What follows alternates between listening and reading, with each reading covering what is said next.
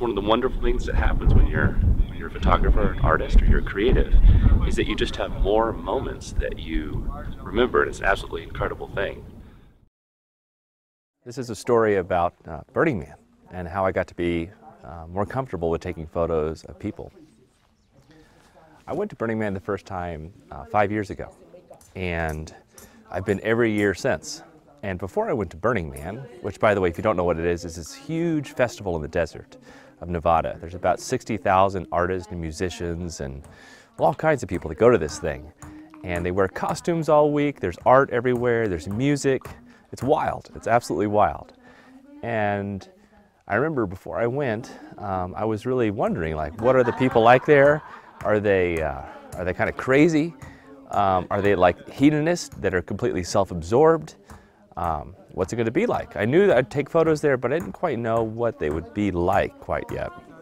So, after going there, time and time again, I became comfortable with this idea that I didn't expect that they're not these hedonistic, self-absorbed people. They're just comfortable with their own sense of self-expression. And this is actually a wonderful place to be. And when you are comfortable with your own sense of self-expression, it's really easy and natural for people to take photos of you. So I find that the kind of people that I like to take photos of all over the world, including right here in Africa, are people that are super comfortable with their own sense of self-expression. You know, when you take their photo, they don't pretend to be somebody else. They just are who they are. And this makes taking photos very, very easy. And especially if you can connect with people from around the world. There are actually there's a psychologist, anthropologist guy named Paul Ekman, and he analyzed different facial expressions all around the world, every single culture around the world. And we all have these very human, natural expressions. And if you look at people in your life or people on TV that are just like super expressive with their face, like you can immediately tell what they're thinking and feeling by the way they move their body or their eyes or their mouth or their anything, you get a sense of who they are. And so when you walk up to people from any culture around the world, if you smile and you're kind and you're open, they can sense it. And chances are they might be very comfortable with their own sense of self-expression. So you just immediately have a very human connection. They can see you're not threatening, and you can take really amazing photos. So this is something that I practice again and again and again. It's always fun. And this is a very important thing when you travel, is to get photos of the people that are there too. Because the landscapes are great, the architecture is great, all that kind of stuff is great, but the people kind of really connect it all together. They're the glue that makes it all work. Well, hello, and welcome to my studio here. I thought it'd be fun if we worked on this photo together. And after we work on this photo, I want to take you on a little tour de force of some of these Burning Man photos that I mentioned, and maybe a few other photos from Africa as well. I'll just kind of talk through them, give you my impressions, some thoughts, some fleeting thoughts, some of this and that. Maybe it'll help you kind of get your head around a little bit where I'm at when I take photos of people. So I have something interesting about this photo that you might not expect. And this is actually the very first photo I took of this girl. And I know you saw some footage of me kind of taking her back into that little alleyway of those huge boulders, because I thought that would be so awesome back there. And it was a good idea, but the shot didn't really work out. And surprisingly, or maybe not so surprisingly, what happens sometimes when I take photos of people, it's often the very first photo that is the most impactful and the most interesting. And then maybe sometimes I overthink it and I get different locations or different angles. Sometimes it works out, but in this case, this is the absolute first photo I took of this girl, this woman. And it's my favorite. So I thought it'd be fun to work on this together and amp it up a little bit. All right? I think it's a fine photo how it is, but I think we can do better. All right? I think of the first photo as sort of a sketch, a starting point. All right? Now, if you look up here we'll get a little techie. Let's go techie, and then we'll go artsy. Okay? You know I prefer to hang out in the artsy world, but let's go a little techie tech. All right?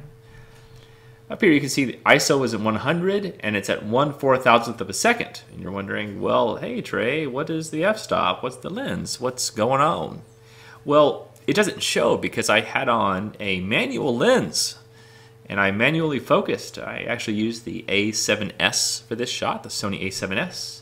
And then I used a Leica 35mm Summilux f1.4. So now that's French to some of you, but other people know what that is. It's a very nice lens. And f1.4 means it has a very thin layer of focus. So you can see she's in focus and everything else just falls away behind her. It's a fixed lens, which means this is at 35mm. All right, well, let's work on this photo together, okay? So let's start out with one of my presets, okay? You can see as I roll over these presets, you see different kinds of things happen, which are kind of cool.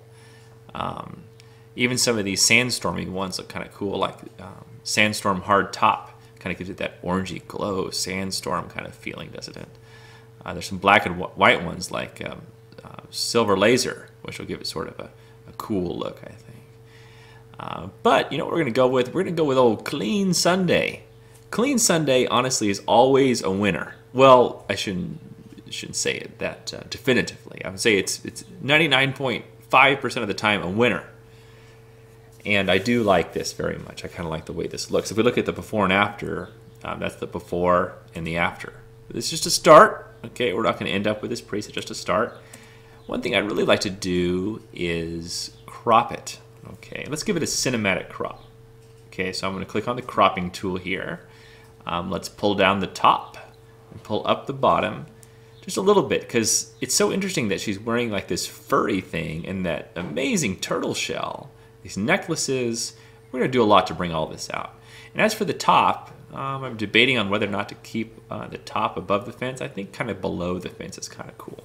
All right, so let's nail it like that. Boom shakalaka. Okay, now, one thing that this does, this particular preset, is it moves the clarity up above 0. What I want to do is actually move the clarity down. What I want you to do is, as I move this back and forth, that's a lot of clarity, less clarity, a lot of clarity, less clarity. You can think about it like, you know, you're at the eye doctor and you're saying like better or worse, better or worse. Now in this case, better or worse doesn't mean clearer or fuzzier. This is where the analogy breaks down.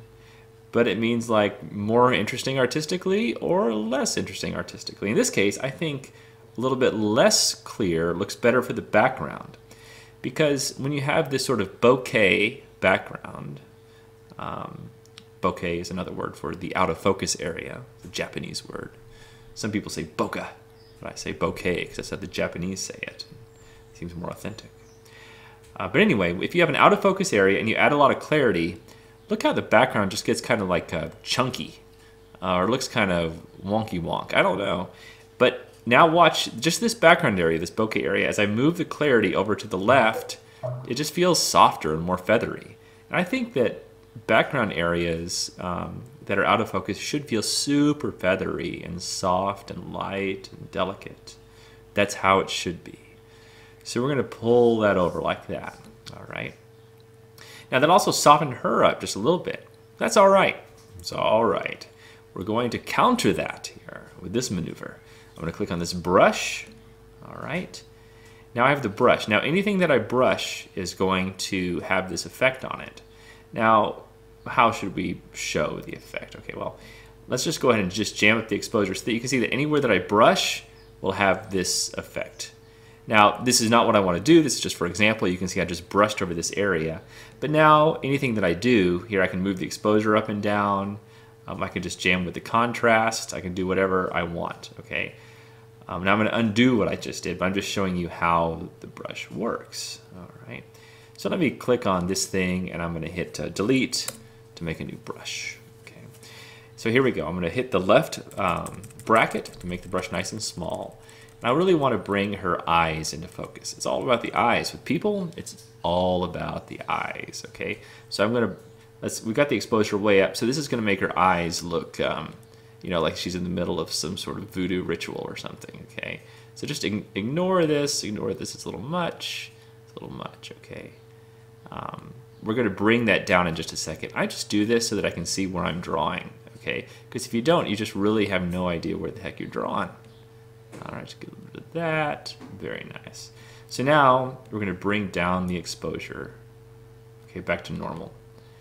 But we will increase the clarity, because now remember we're kind of undoing what we did before. We made the whole thing a little unclear, so to speak. We'll increase the clarity there. Let's go ahead and increase the exposure just a little bit, just to brighten her eyes, just a tad, a skosh, an iota, if you will. Let's increase the shadows a little bit, just to brighten them up, make them a little sparkly. Not too much, because if it's too much, it's just like fakey fake. Just a little bit. You always have to go a little less than you think you need to. Ah, very nice. That looks good. Just a little bit. Highlights look good. Let's bring down the exposure just a tad. There we go. Cool. Very nice. Whoops. Let's bring it to right. There should be good. Reduce the clarity, the shadows just a little bit. Remember, we can also type in here if we want to change it. Let's change that to 6.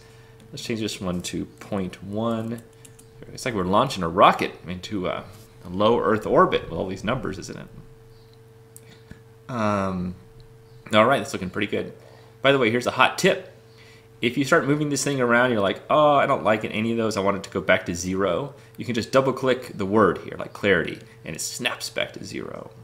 Cool. All right, but we do want that up a little bit. All right. Now the other thing that I would like to highlight is her necklace down here, this awesome turtle shell, or whatever it is. I guess it's a turtle shell. I don't know. I guess I could have asked, but there was so much going on, I couldn't really keep track of all this stuff at the time. Okay, so now we have a new brush, and I'm going to paint over the turtle shell like this. You can see we have a bit of a softer edge here, which is good. Again, it's super bright, but we're going to dial that back a little bit. We're going to bring it up. Let's increase the clarity a little bit of contrast. Maybe make it even a little bit brighter. There we go. Cool. Looking good. Maybe a little more clarity. Oh, yeah. That's nice. Now let's do the same thing down here on her little furry situation. I wonder what this thing is called. It doesn't matter, but it's nice. It looked kind of cozy. Although it was pretty hot out there. And she was wearing this furry thing, but she was rocking it, though. She looked so awesome. And like I was saying, she was so comfortable with herself. Can't you just tell that she's comfortable with herself? It's not even like she's posing. She's just like being. That is the best kind of people to shoot. I think people that are just being. All right, this is looking really nice. I like it. I like it a lot. Very nice. Good. Okay, let's close this. Let's go down and maybe add a little bit of vignetting. I feel like vignetting will add a little bit to this situation. Okay, so let's bring it in here. Just darken the edges a little bit. It makes it a little more cinematic. Look at that. So that's before and after. We don't want to do too much. Just a little bit. Just a little bit. Just a little bit. Wow, cool. I like it. And let me show you one other thing that's happening here. This is neither here nor there, but this is doing something called cross-processing. Okay, basically, when you do cross-processing or split toning, it makes sure there's no pure whites and there's no pure blacks. Some purists, which I certainly am not, say there should be pure whites and pure blacks. I like to push things into different directions. These are like movies like Amelie, maybe you've seen that movie, or the Wes Anderson movies like The Grand Budapest Hotel or Steve Zissou, Midnight in Paris, Moonrise Kingdom, these kind of things. They often do this cross-processing kind of look. So there are no pure blacks or pure whites. And so that's what this effect does as well. Okay, you can see the highlights are actually going a little bit into the green, and I can pull this down and bring it back up. It actually goes, it reads a little bit more yellow than green, honestly, which is good. Green interacts with the background to cause a bit more of a yellow. And then the shadows, which appear to be quite purple, they actually come out quite blue. You can see that as I increase the saturation, it just adds a little bit of blue. In fact, let's just go ahead and let's drive a little bit more into the blue zone here, just like this. If we go too blue, it turns her purple, which we don't want. I like her in that red zone. Very nice. All right, there we go. So let's look at the before and after. That is the after, and this is the before. So this is straight out of camera, not looking too shabby. And then when I press this backslash key, we see the after. Okay, now let's go look at some of my favorite photos from Burning Man and a few more from Africa. Now let's look at some of these photos. Here we go. I'll take you through some of these and just give you my thoughts. We'll start with the Burning Man ones, which kind of inspired all of this, and we'll end on some African ones. Here we are at the temple early one morning. I'll be honest, I didn't make it up many mornings at Burning Man, but this is one of them. And I was just walking around and I saw this girl and she looked so awesome. Actually, everyone looks awesome there, but she looked especially awesome. And it turned out just by chance, by the flow of the universe, that she was a model. And so she just kind of posed. And she was a really natural model too, because she didn't try too hard and she was just awesome. Her name was Eden Muse. This is a bit shallow depth of field here. I kind of purposely went off horizon and put her a little bit on the right. Then I balanced it out on the left with the sun and the temple. A little bit of cross-processing here as well. You notice the blacks are not super inky black. They're a little bit blue. You can tell by looking at the black edges on the frame. This is a photo I took from the very first Burning Man. Now it looks like this guy is posing, doesn't it? He looks like a model, but he's not. He's just a dude. He was just hanging out there. And I gave this one sort of a sand, stormy kind of feel. He's got some sort of parchment there, like he's running some sort of a low-level quest in Dark Age of Camelot. So awesome. Here's a, let me move my little mouse cursor here This is just some girl that Cliff and I met out in the deep playa. She just had awesome jewelry, and I was taking photos, and she was like, "Can you send me the photo?" I was like, "Sure."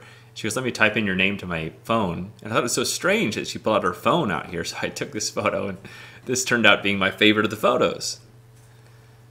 Now, I don't even have to tell you that these people are Japanese. You only get this kind of weirdness from awesome Japanese people. Look at those shoes she has with the little bifurcation in the toes there. Isn't that cool? Yeah, it's just really, really awesome. This is in the middle of a sandstorm. This is the most recent Burning Man I went to. The next one, they have this thing called the bunny parade, where everyone comes out, and she's not dressed as a bunny, but she looks pretty awesome, I thought. Here's another one with that kind of interesting jewelry. It's amazing when you have 60,000 people in costume all week long. It just, you kind of just sublimate into it all. It's wonderful. Here's a girl that I saw at Center Camp.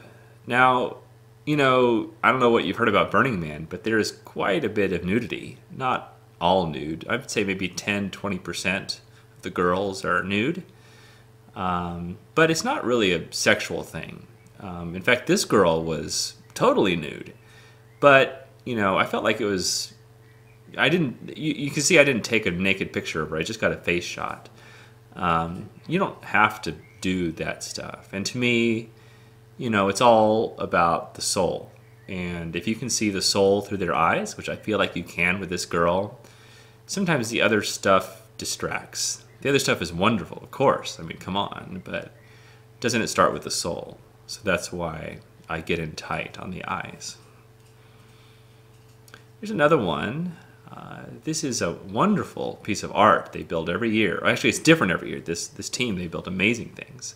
This is a dock that went out to sort of a sunken ship in the desert. And this wonderful couple, look at them, aren't they so happy? Her dress actually lit from the inside. Amazing to have a dress that lights itself from the inside. They were just happy and in love and asked me to take their photo. And, you know, they kind of posed and kind of didn't. They were doing this before I walked up. So I was like, yep. Awesome. It just flowed so naturally. I felt really happy with this shot. Here's another one. This is over at Center Camp, and there's actually a lot of well-known people that go to Burning Man, and they kind of stay in costume. And I thought this girl was really beautiful and interesting, and I actually asked if she would take off her mask, and she goes, "No, then people would recognize me." I was like, "Oh, okay, well, leave it on then." So I left it on. And it's still cool, even with it on. And I love the mysterious aspect of it all. Here's one of my absolute favorite Burning Man photos. So this is a wonderful statue called Bliss. And she stands there by herself through windstorms and sandstorms and sun and rain. And just a beautiful statue. And you can see these three girls all looking up at it. I waited there for a long time for the right scene to develop. And yes, it's a full-size statue, but you don't have to show the full-size statue just to know that it's real. It's a bit of mystery up there too, isn't it? This is a really cool photo. I like this one so much. This is it's one of my favorite photos for sure. She had such beautiful eyes, and she had on her goggles and kind of hid her face a little bit. Reminds me a bit of the Afghan girl shot, that famous one. It's a poor imitation, but it's my humble tribute to that great shot. By the way, you'll notice up until now that it's been mostly girls. But they are the fairer sex. And I think Shakespeare said that, or someone of that ilk. But anyway, there's actually many beautiful men there too, including this guy. He's one of my Iranian friends. His name is Arvind. And I actually reversed this photo because if you look in his glasses reflection, you can see the word love. And it was reversed the other way. He actually built those huge angel wings himself. They were unbelievable. He was such a cool guy. We actually shared a camp together at this great camp called Vines Without Borders, this international wine lovers group. Really cool camp, and I was happy to get to know him.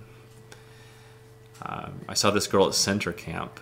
She was awesome. Look at those tats on her hand. Unbelievable tats all over her body, and she was so natural and awesome. And look at those fingernails, and just look at the way that she's looking at this other hand. She's actually holding on to a statue right here. But, I mean, just totally flowing with it. It's so awesome. It's so awesome. It's almost like, it reminds me a bit of Africa. You know, the creatures just seem so natural, just climbing around trees and so on and so forth. And everyone, all the humans here, they just seem so natural in their habitat. It's kind of a nice way to think about it. It didn't just occur to me until just now. Here's a weird one. This is my friend Cliff's son. His 12-year-old son. He came, and he's this skinny whip of a kid, and he put him in this alien outfit. And basically, we went around to freak out everybody that was on acid. And so he would run around in this alien outfit and just like freak people out. You should have seen it. It was great. And then we found this crashed UFO statue and thought, we got to take a photo there. So I got him up there. This is one of my favorite photos. This is a Japanese tea ceremony that I came to just totally randomly in a sandstorm. I came out of the sandstorm and I saw this guy giving a tea ceremony. And then I sat down next. They invited me over, and it was this very ornate, traditional, classical Japanese tea ceremony. And he would pour me tea. He gave me a little cookie. He spent forever stirring the matcha powder. There might have been something alcoholic in it, frankly, too. I don't know. It was strong tea. It was like any tea I've ever had.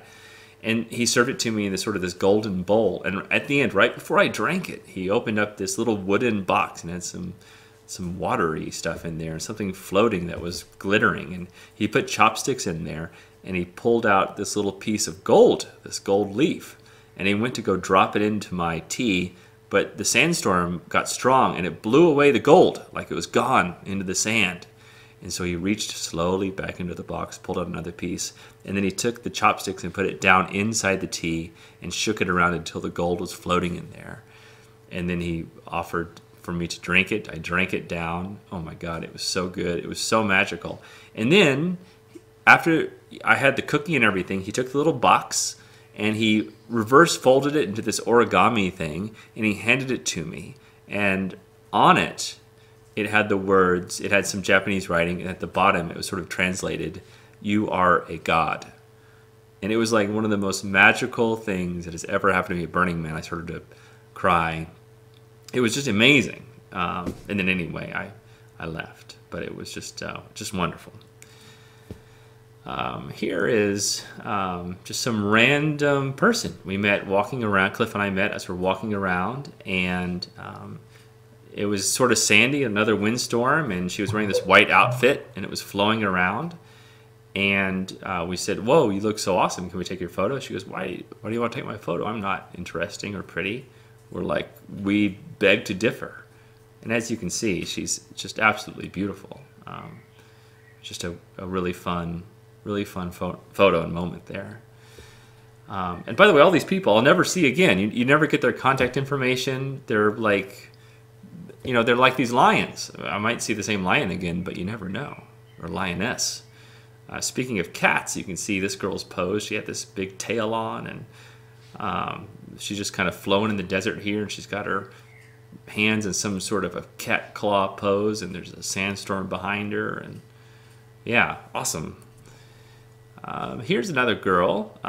She's you can see that she's fully nude, but it would have been too easy to take that kind of photo of her. It's just too ridiculously obvious. But she had a umbrella, and the sun was so bright behind her, and it cast her shadow on the umbrella.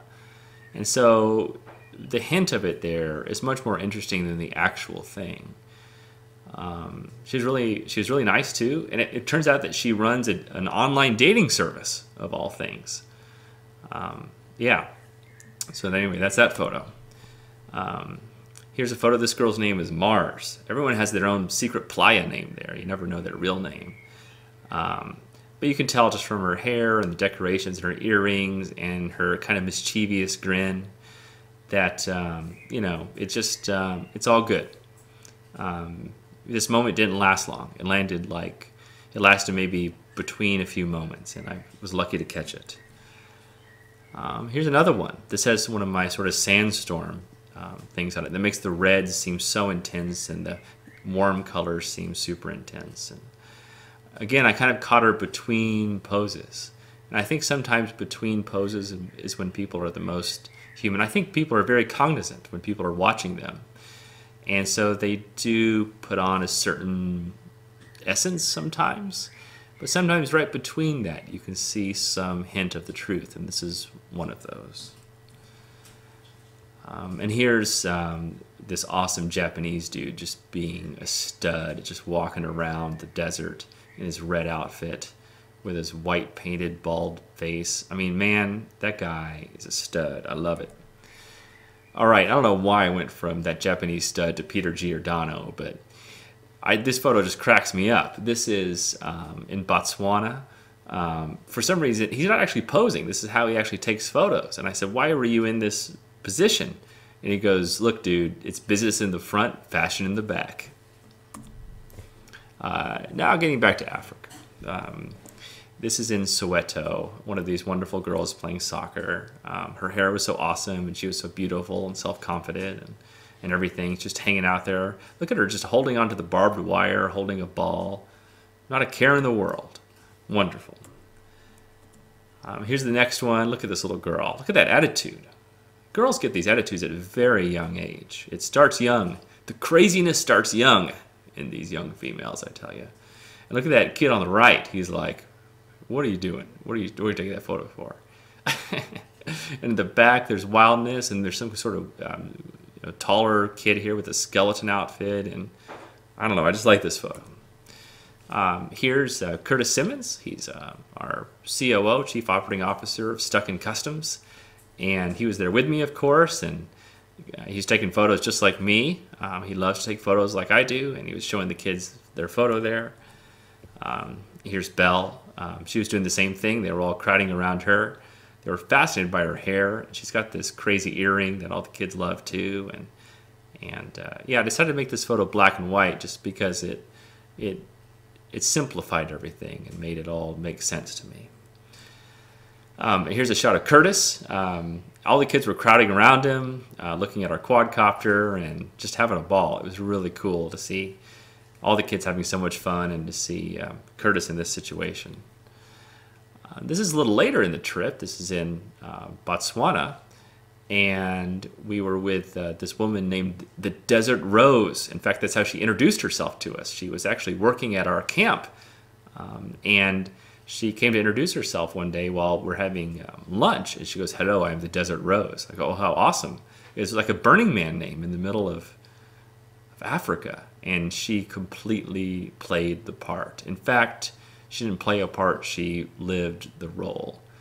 You'll find out a lot more about Desert Rose in another episode this season.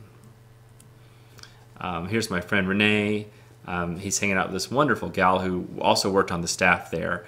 you know, we were this roving group of photographers, and like we take photos of everything, and we're like these super happy people. We don't take ourselves too seriously, and we love the staff. I don't know if anyone ever talks to the staff, but we talk to them all the time. We take photos with them. We party together. Yeah, so we really have these really nice connections wherever we go. It's awesome. I tell you what, it is so awesome being an artist and being open and vulnerable and just saying what you think and making friends. It makes life incredibly wonderful. You end up making more friends than you know what to deal with. And it's just a really nice way to go through life, I think. Here's my friend Mike Jacobs. He's here with the Desert Rose. He got to take some pictures with her too. She was quite the model. She loved taking photos with us, but you'll see that again in another episode. Here's a weird photo. This is my friend Wayne.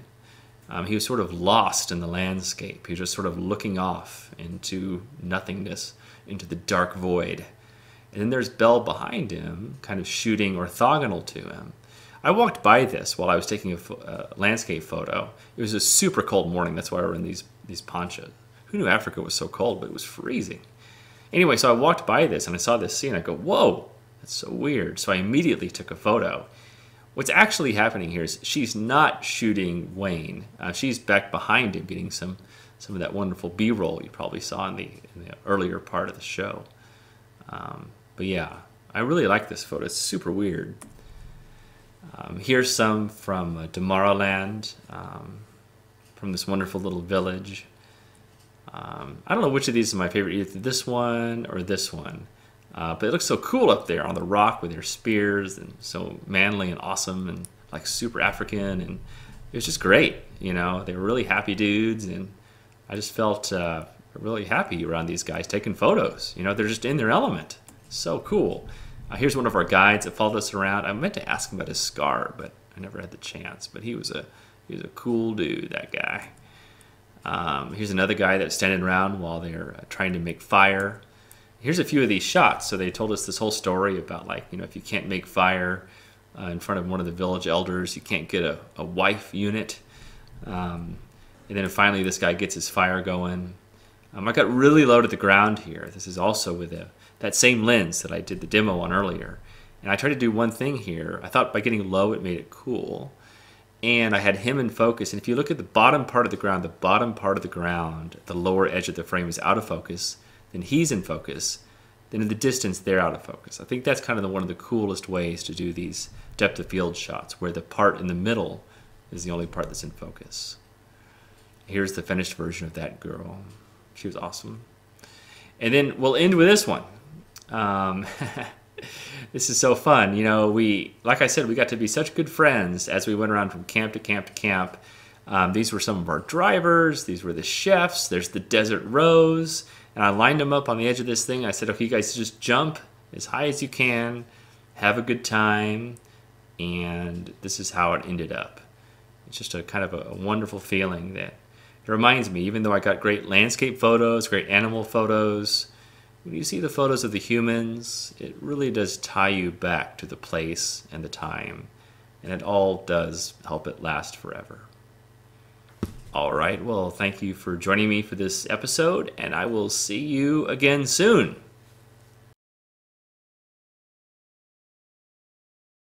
I'd never realized that everyone else in the world could actually see sharp lines. To me, it was just sort of this fuzzy, colorful place. And so my brain learned to interpret the world initially through color rather than sharpness.